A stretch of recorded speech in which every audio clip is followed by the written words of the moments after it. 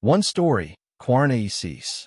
Os Reis de Judá, Parte 3, Josias e a Queda de Judá. Segundo Livro de Reis, capítulos 21 a 25. Segundo Livro de Crônicas, capítulos 33 a 36.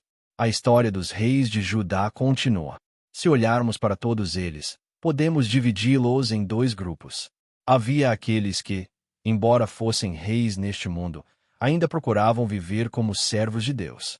E havia outros que viviam pensando que este mundo era tudo, reinando apenas como reis terrenos. Mas, se olharmos mais profundamente, veremos que nenhum deles foi realmente perfeito. Cada um deles era pecador, necessitado da graça de Deus. Sem a graça de Deus, não poderiam viver. Agora, veremos a queda de Judá. E, depois disso, também veremos as histórias que se seguem, que muitas vezes aparecem apenas de forma breve nas genealogias. O 14º rei, Manassés, vivendo em maior maldade para que a grande misericórdia de Deus fosse revelada. Manassés, filho de Ezequias, tornou-se o 14º rei de Judá. Ele nasceu 3 anos depois que Ezequias se recuperou de uma doença mortal. Em certo sentido, o seu nascimento foi realmente um ato da graça de Deus. Mas sua vida foi totalmente o oposto. A Bíblia diz o seguinte sobre Manassés: ele fez o que era mal aos olhos do Senhor, imitando as práticas detestáveis das nações que o Senhor havia expulsado de diante dos israelitas. Manassés reconstruiu os altares idólatras que seu pai Ezequias havia derrubado. Ele ergueu altares para Baal, fez um poste sagrado de Azerá como o rei Acabe de Israel. Adorou todos os exércitos celestiais e colocou ídolos dentro do templo do Senhor. Ele chegou a sacrificar seu próprio filho no fogo, praticou adivinhação e feitiçaria, consultou médiuns e espíritas. E não só isso. A Bíblia registra que ele derramou tanto sangue inocente que encheu Jerusalém, de um extremo ao outro. E Deus disse: trarei tal desgraça sobre Jerusalém e Judá que fará tinir os ouvidos de todos que ouvirem falar disso. Limparei Jerusalém como se limpa um prato, limpando-o e virando-o de boca para baixo. No fim, Deus permitiu que o exército do rei da Assíria capturasse Manassés, o prendesse com correntes de bronze e o levasse para a Babilônia. Mas ali, em sua aflição, Manassés buscou o Senhor, seu Deus, e humilhou-se profundamente diante do Deus de seus antepassados. E, quando orou ao Senhor, Deus ouviu a sua oração e o trouxe de volta a Jerusalém e ao seu reino. Então, Manassés reconheceu que o Senhor é Deus. Depois de voltar, Manassés reforçou o muro externo de Jerusalém. Removeu todos os deuses estrangeiros e os altares que havia construído, restaurou o altar do Senhor e ofereceu ofertas de gratidão e ofertas de comunhão. Ordenou ao povo de Judá que servisse ao Senhor, o Deus de Israel. Mesmo tendo retornado a Deus, Manassés havia vivido por muito tempo em oposição ao Senhor, pensando que este mundo era tudo. Reinou como rei em Judá por 55 anos antes de morrer. O 15º rei, Amon, vivendo ainda mais perversamente que Manassés. Amon, filho de Manassés, tornou-se o 15º rei de Judá. A Bíblia diz o seguinte sobre Amon: seguiu o exemplo de seu pai Manassés e prestou culto e prostrou-se diante dos ídolos que seu pai havia adorado. Abandonou o Senhor, o Deus de seus antepassados, e não andou nos caminhos do Senhor. Ao contrário de seu pai Manassés, que no fim se humilhou diante do Senhor, Amon não se humilhou. Pelo contrário, tornou-se ainda mais culpado diante de Deus. No fim, os próprios oficiais de seu governo conspiraram contra ele e o mataram em seu palácio. O 16º rei, Josias, segurando firmemente a palavra de Deus e vivendo de acordo com ela. Josias, filho de Amon, tornou-se o 16º rei de Judá.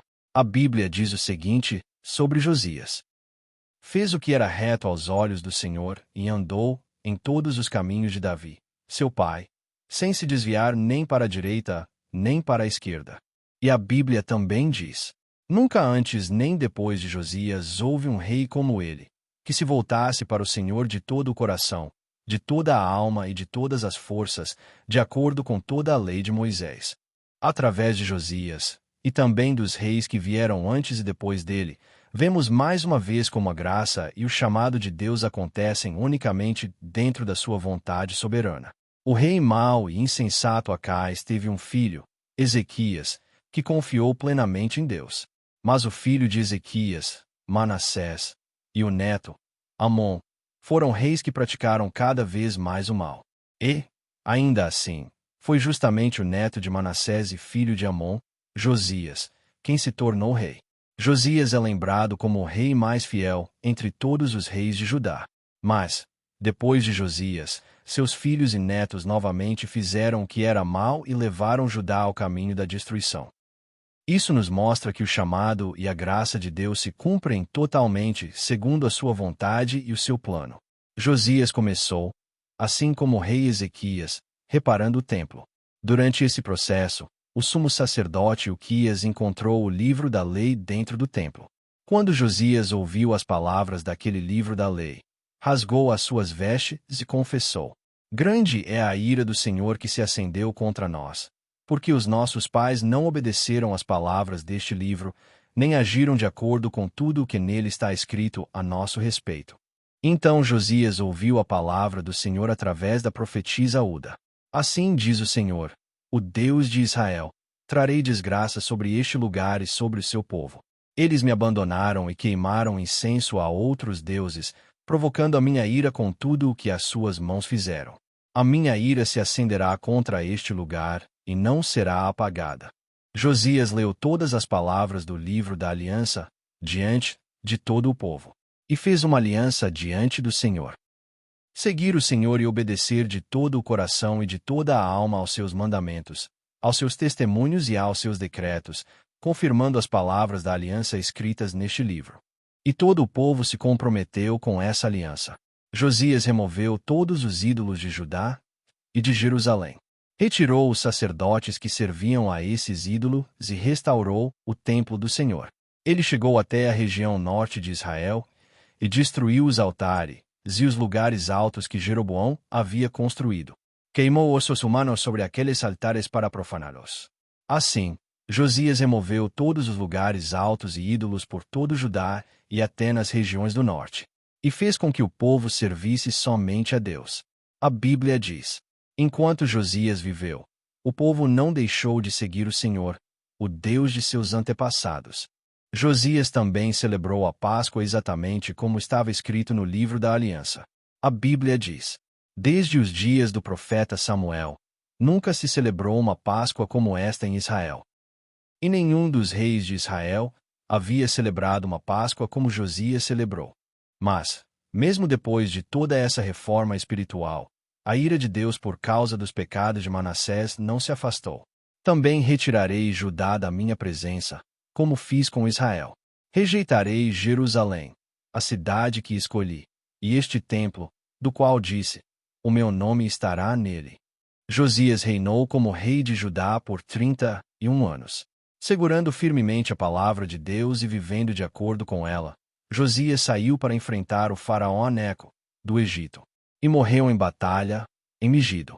O 17º rei, Jeoacás, vivendo no mal diante de Deus. Jeoacás, também chamado Salom, era o 4º filho de Josias. O povo de Judá o fez rei, tornando-o 17º rei, depois da morte de Josias. A Bíblia diz o seguinte sobre Jeoacás: fez o que era mal aos olhos do Senhor, conforme tudo o que os seus pais haviam feito. Mas logo o faraó Neco, do Egito, veio e tirou Jeoacás do trono. Colocou, então, o 2º filho de Josias, Eliaquim, como rei, mudando o seu nome para Jeoaquim. Jeoacás reinou apenas 3 meses antes de ser levado para o Egito, onde morreu. O 18º rei, Jeoaquim, vivendo no mal diante de Deus. Jeoaquim, originalmente chamado Eliaquim, o 2º filho de Josias, tornou-se o 18º rei de Judá por ordem do faraó Neco. A Bíblia diz o seguinte sobre ele: fez o que era mal aos olhos do Senhor, conforme tudo o que os seus pais haviam feito. Jeoaquim pagava pesado tributo ao Egito, arrecadando prata e ouro do povo. Mais tarde, ficou sob domínio da Babilônia e pagou tributo por 3 anos, mas depois se rebelou contra o rei Nabucodonosor. Por causa da ira de Deus, Babilônia, Arã, Moabe e Amon vieram atacar Judá. Jeoaquim chegou a enviar homens para prender e matar o profeta Urias.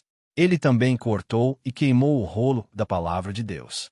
Construiu palácios luxuosos enquanto sobrecarregava o povo com impostos. Finalmente, Jeoaquim foi preso com correntes para ser levado à Babilônia. Esta foi a primeira invasão da Babilônia. Nesse tempo, os tesouros do templo foram levados, e Daniel e seus amigos foram deportados como cativos para a Babilônia. Jeoaquim reinou em Judá por 11 anos antes de morrer.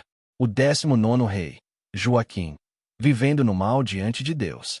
Joaquim, filho de Jeoaquim, também era chamado Jecônia, Zoconias.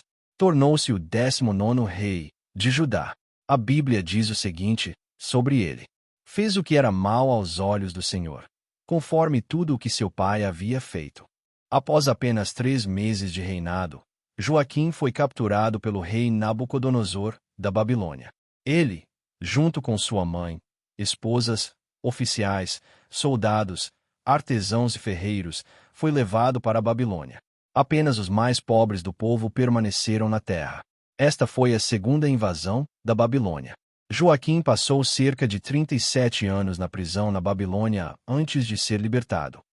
O 20º rei, Zedequias, vivendo no mal diante de Deus. Zedequias, o terceiro filho de Josias, tornou-se o 20º e último rei de Judá. A Bíblia diz o seguinte sobre ele: fez o que era mal aos olhos do Senhor, conforme tudo o que Jeoaquim havia feito. Zedequias reinou em Judá por 11 anos. Não se humilhou diante de Deus, mas se rebelou contra a Babilônia e confiou no Egito. Finalmente, o rei Nabucodonosor veio atacar Jerusalém. Zedequias tentou fugir, mas foi capturado. Seus filhos foram mortos diante de seus olhos, e depois seus olhos foram cegados. Ele foi levado para a Babilônia com correntes. O exército da Babilônia incendiou o templo e o palácio, derrubou os muros de Jerusalém e levou embora os objetos de valor do templo. O povo foi levado cativo, e Jerusalém e Judá ficaram desoladas por 70 anos. Esta foi a terceira invasão da Babilônia e a completa destruição de Judá. Mais tarde, o rei da Babilônia nomeou Gedalias como governador.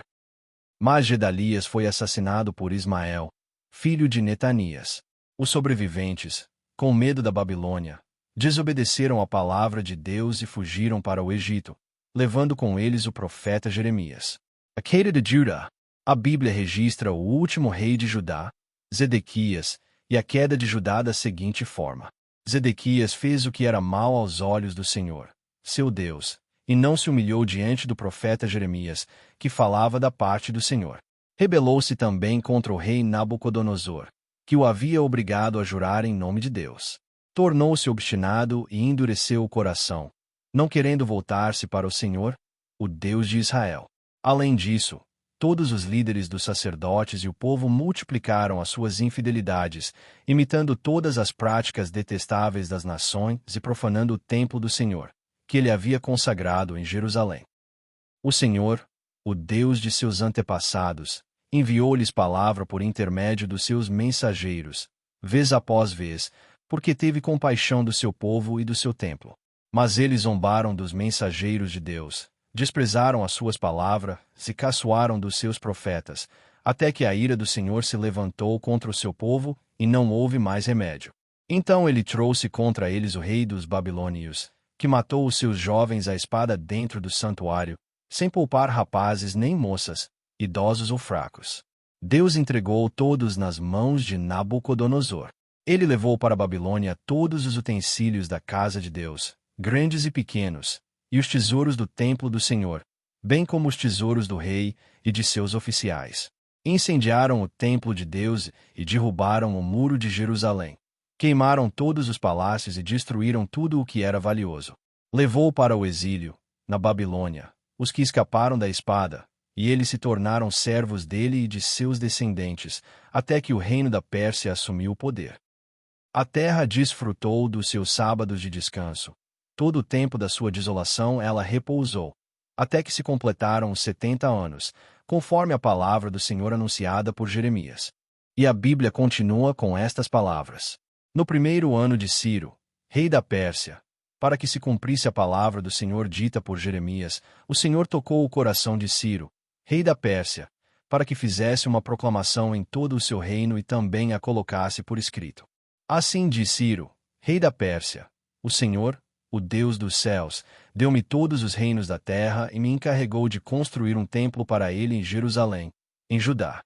Quem dentre o seu povo estiver entre vocês, que o Senhor, o seu Deus, esteja com ele, e que suba. Agora, a história do Antigo Testamento chega ao fim. Depois que o reino do norte, Israel, caiu em 722 a.C., cerca de 135 anos depois, o reino do sul, Judá, também caiu em 586 a.C. A história do Antigo Testamento termina revelando claramente a realidade da nação de Israel e a realidade da própria humanidade. Todo reino construído por mãos humanas nesta terra está destinado a cair. Mas o fim da história não foi o fim para sempre. Mesmo no meio de uma história que havia desmoronado, Deus fez o seu povo esperar pelo reino de Deus e ter esperança nele. Agora, pode parecer que a Bíblia termina com a queda do reino do norte, Israel, a destruição do reino do sul, Judá, a destruição de Jerusalém e o povo levado cativo. Mas, depois dos 70 anos estabelecidos por Deus, a história da restauração começará novamente. Essa restauração não se trata simplesmente de construir outro reino terreno. Em vez disso, ela se desenvolverá como a história do templo, que aponta para o Messias que viria, Jesus Cristo. Será a história da fé e da vida daqueles que recebem esse templo pela fé, e a história dos muros que protegem essa vida. A história do amor e do zelo de Deus continuará.